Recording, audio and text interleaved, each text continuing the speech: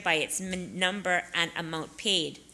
Mr. Speaker, the mutual evaluation and report identified this as insufficient, noting that the nature of the voting rights of each category of share should also be maintained in the statement. Recognizing that companies may have very complex voting arrangements, Mr. Speaker, this bill requires a simple confirmation to be added to the statement, indicating whether each relevant category of shares held by the member carries voting rights under the Articles of Association of the company, and if the voting rights are conditional.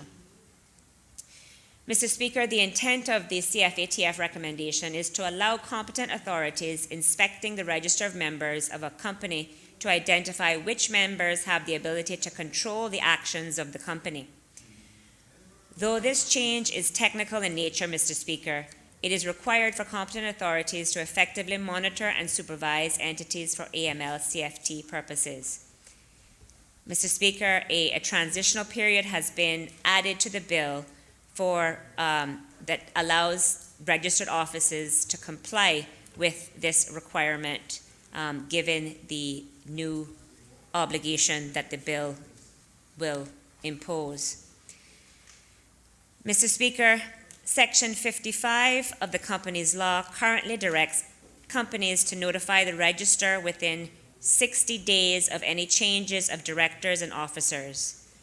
Mr. Speaker, the mutual evaluation report noted under Recommendation 24, Criterion 24.5, that the mechanism to update this information is, quote, not considered to be timely, end quote.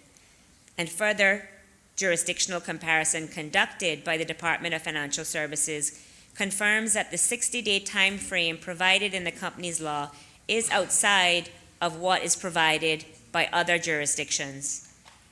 And it is important to note, Mr. Speaker, that the notification time frame was in fact extended from 30 days to 60 days in 2015 in conjunction with the introduction of more stringent penalties for breaches of the notification requirement. However, this notification period extension in fact brought the Cayman Islands out of line with other comparable jurisdictions and no doubt led to the notification of such in our MER. Indeed, Mr. Speaker, we note that Guernsey, Ireland, Hong Kong, and the UK impose a notification period of less than 15 days, and the Isle of Man, Jersey, and Singapore impose a notification periods between 15 and 30 days. So, Mr. Speaker, the third change of this bill therefore amends Section 55 of the Companies Law to shorten and thus revert the notification period to 30 days to better align the notification period with that of the FATF accepted standards.